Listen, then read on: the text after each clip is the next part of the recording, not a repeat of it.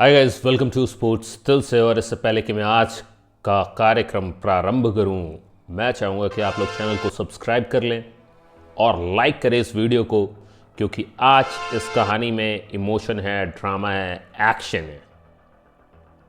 क्योंकि इंडिया ने न्यूजीलैंड को 4 विकेट से हरा करके ये फाइनल जीत ली है। इस आईसीसी चैंपियंस ट्रॉफी 2025 के शुरू होने के पहले, जहां टेस्ट फॉर्मेट में इंडियन टीम की बैटिंग लाइनअप एक बुरे दौर से गुजर रही थी, वहीं इंग्लैंड से खेलने के बाद एक मजबूत इंडियन बैटिंग लाइनअप आने वाली थी आईसीसी चैंपियंस ट्रॉफी में, जो कि आईसीसी चैंपियंस ट्रॉफी के विवादित मॉडल की वजह से एक स्ट्रगल से जूझ रही थी। हमें अपने सारे मैचेस खेलने थे दुबई में। तो इंडिया की मजबूत बैटिंग लाइनअप जहां एक तरफ सारी टीमों का भजिया तलने को तैयार थी, वहीं बुमराह की कमी की वजह से थोड़ा शक बॉलिंग में था। और वहीं कई बार क्रिटिसाइज हुए रोहित शर्मा अपने 5 स्पिनर्स की स्ट्रैटेजी के लिए, जो कि किसी को समझ में नहीं आ रहा था। इसकी वजह से दिग्गजों में विवाद बहुत था। कुछ इसे अच्छा बता रहे थे, कुछ इसे रोहित की समझदारी बता रहे थे, तो कुछ इसे मानने को तैयार नहीं थे। जहां एक तरफ पूरी मीडिया विराट कोहली और रोहित शर्मा पे सवाल उठा रही थी, वहीं फैंस का एक खेमा उनके साथ पूरी तरीके से टिका हुआ था। मगर 9 मार्च 2025 सारे शक और शुबा को दूर करते हुए रोहित शर्मा की टीम बिना कोई मैच हारे फाइनल तक पहुंच चुकी थी। यानी हम जहां से चले थे वहीं पहुंच गए फिर से 2 साल बाद, 19 नवंबर 2023, जब इंडिया बिना कोई मैच हारे फाइनल में पहुंच चुकी थी। और वहां पैट कमिंस की ऑस्ट्रेलियन टीम ने पूरे स्टेडियम के शोर को सन्नाटे में बदल दिया।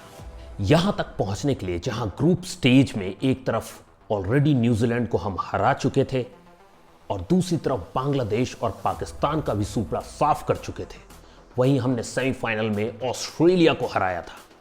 मगर न्यूजीलैंड भी कहीं कम नहीं थी। जहां उन्होंने ग्रुप स्टेज में पाकिस्तान और बांग्लादेश को हराया था, वहीं सेमीफाइनल में उन्होंने हराया था साउथ अफ्रीका को। और जो मैच वो हार के गए थे ग्रुप स्टेज में इंडिया से, उन्होंने अच्छा खासा एक्सपीरियंस भी दिया था दुबई स्टेडियम का न्यूजीलैंड को। मगर कुछ और भी था जो इंडिया के साथ था। वो था 2000 चैंपियंस ट्रॉफी फाइनल के बदले का बोझ। अब वो वक्त दूर नहीं था। अब दोनों ही टीमें आमने सामने आ चुकी थी और एक बार फिर से मिचेल सैंटनर ने रोहित शर्मा के आगे से टॉस जीत लिया और फिर से चुना बल्लेबाजी को, क्योंकि ऑलरेडी न्यूजीलैंड अपना फॉर्मेट सेट कर चुकी थी कि वो जीत के लिए जिस अंदाज में खेलना चाहते हैं, उसके लिए उन्हें रनों का अंबार लगाना होगा।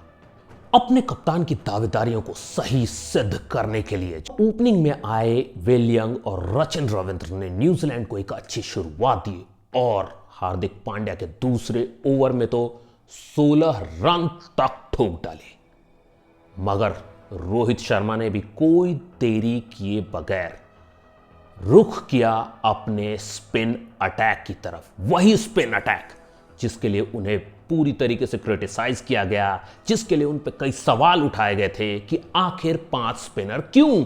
एक बार जहां रोहित शर्मा ने अपने स्पिन अटैक को लगा दिया, उसके बाद इंडिया ने पलट कर नहीं देखा।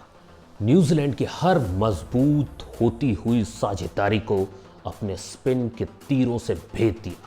हर स्पिनर पर चढ़ के बॉलिंग कर रहा था और ऐसा लग रहा था अपने कप्तान की तरफ से आलोचकों का जवाब दे रहा। कभी कुलदीप, कभी वरुण, तो कभी जडेजा। एक के बाद एक सब ने मौके का फायदा उठाया और विकेट चटकाया। चाहे विकेट साथ ही गिरे, लेकिन उसकी वजह से न्यूजीलैंड के रनों की गति कुछ थम सी गई थी। जैसा कि सभी जानते हैं न्यूजीलैंड के बारे में कि वो भी एक फाइटर्स की टीम है। और जाते जाते भी डैरल मिचेल ने 101 बॉल पे जहां टिकाऊ 63 रन बनाए, वहीं दूसरी तरफ ब्रेसवेल थे जिन्होंने 40 बॉल में 53 रन बना करके न्यूजीलैंड को 251 के स्कोर तक पहुंचा दिया। और दुबई जैसी पिच पे एक लो स्कोरिंग विकेट पे 251 रन कोई छोटा स्कोर नहीं है, और उसने इस मैच को फिर से उसी रोमांचक मोड़ पे ला दिया जहां से हम चले थे। इस विकेट पे 5 का एवरेज ले जाना और 252 का टारगेट चेज करना भी कोई आसान नहीं था, खास करके जिस तरीके के स्टैट्स आ रहे थे, जिस तरीके का माहौल बना हुआ था और जिस तरीके का कमेंट आ रहा था विदेशी कमेंटेटर्स से कि एक तरफ तो इंडियन फैंस होंगे और दूसरी तरफ होगी पूरी दुनिया। मगर मामला गहरा था और शर्मा जी का लड़का वहां खड़ा था, तो आज रोहित का पल्ला शांत कैसे रह सकता था। आज जब जवाबी हमले के लिए रोहित शर्मा क्रीज पर आए तो आज उनका पल्ला बढ़ चढ़ के बोल रहा था। साथ ही उनका साथ दिया शुभमन गिल ने, और दोनों इंडिया को एक मजबूत स्थिति की तरफ ले जा रहे थे। सब कुछ अच्छा ही चल रहा था कि उतनी ही देर में रोहित शर्मा स्कोर बोर्ड को चार्ज करने के चक्कर में एक बार फिर से आगे बढ़े और इस बार वो स्टंप हो गए। स्टेडियम में सन्नाटा पसर गया था। मगर जाने से पहले कप्तान ने 83 बॉल में 76 रन की पारी खेल करके जीत की राह आसान जरूर कर दी थी। इस पिच पे जहां 6 का रन रेट बहुत ही ज्यादा माना जाता है, आखिरी के ओवरों में हिंदुस्तानी फैंस के दिल की धड़कन कभी ऊपर तो कभी नीचे जा रही थी, क्योंकि कभी तो रिक्वायर्ड रन रेट 6 के ऊपर जा रहा था और हिंदुस्तानी मिडिल ऑर्डर उसे कई बार नीचे धकेले जा रहा था। मगर इस लो स्कोरिंग पिच और इसके स्पिन के जादू का कोई भरोसा नहीं था। भरोसा था तो सिर्फ एक चीज का, इंडियन मिडिल ऑर्डर बैटिंग का, जो कि इन फॉर्म थी और जो तैयार थी ये दुनिया को बताने के लिए। और इस सशक्त मिडिल ऑर्डर ने दुनिया के सामने सबूत दिया कि क्यों व्हाइट बॉल क्रिकेट की ये सबसे मजबूत मिडिल ऑर्डर है। सबूत भी बड़ा मजबूत था। जहां एक तरफ अक्षर पटेल ने 40 बॉलों में 29 रन बनाए, तो वहीं 100 के स्ट्राइक रेट से हार्दिक पांड्या ने 18 पे 18 बन। वहीं श्रेयस अय्यर हमेशा की तरह मजबूत स्थिति में दिखे और 62 बॉलों में 48 रन बनाए।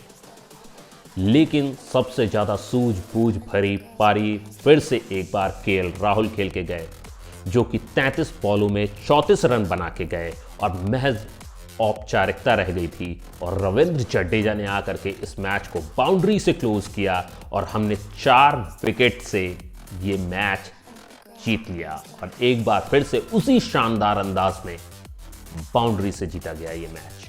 आप कह सकते हो कि इस विकेट ने मैच का रोमांच कहीं भी कम नहीं होने दिया। जीत तब जीत बनी जब वो जीत बनी जब आखिरी बॉल पे 49वें ओवर के बाउंड्री आई और हमने 49वें ओवर में ही ये मैच जीत लिया।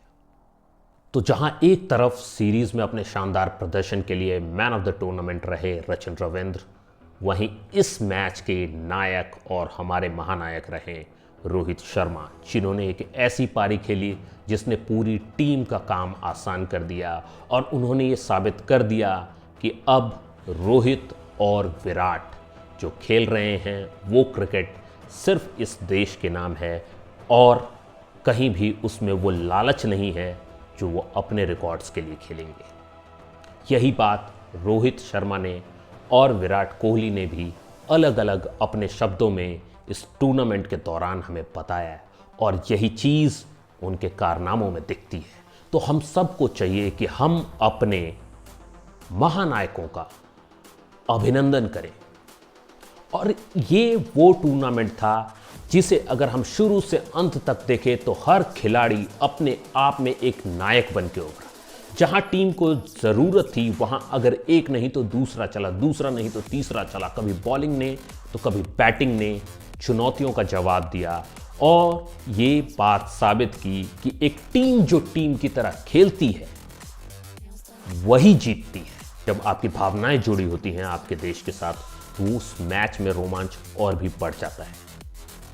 मुझे ये मैच बहुत पसंद आया। तो हम सबको मुबारक हो कि हम लोगों की टीम एक टीम की तरह खेली है, इन चुनौतियों का जवाब दिया है और 2025 के चैंपियंस ट्रॉफी की विनर टीम है। इसी के साथ अब इस चैनल पे शुरू होंगे आईपीएल सीरीज। तो अपनी फेवरेट टीम कमेंट में मुझे बताएं, ताकि एक एक करके मैं हर टीम को कवर करूं और आपकी टीम से जुड़े हुए स्टैट्स आपके सामने लाऊं और कुछ नए टॉपिक्स पे डिस्कस होगा। और इस बार डिस्कस होंगी राइवलरीज। कौन सी राइवलरीज होंगी जो बहुत एक्साइटिंग होने वाली हैं। तो क्या आपको भी इंतज़ार है 22 मार्च का?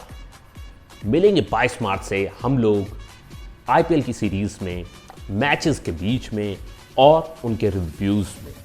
तो बहुत कुछ आने वाला है। आपसे रिक्वेस्ट करूंगा कि चैनल को सब्सक्राइब कर लें और लाइक करें इस वीडियो को अगर आपको ये रिव्यू पसंद आया हो। अगर आपको पसंद आई हो अपने नायकों की कहानी, जो लड़ाई उन्होंने लड़ी, तो लाइक करें इस वीडियो को और शेयर करें ज़्यादा से ज़्यादा क्रिकेट फैंस तक, ताकि उन्हें भी अपने नायकों की कहानी का पता चले। कई बार जिंदगी की भागदौड़ में हम लोग मिस कर जाते हैं अपने नायकों को, लेकिन ये स्टोरी उन्हें बताएगी कि ये जो जर्नी थी आईसीसी चैंपियंस ट्रॉफी 2025 की, वो कितनी महत्वपूर्ण थी। अभी के लिए मैं चलता हूं। जय हिंद।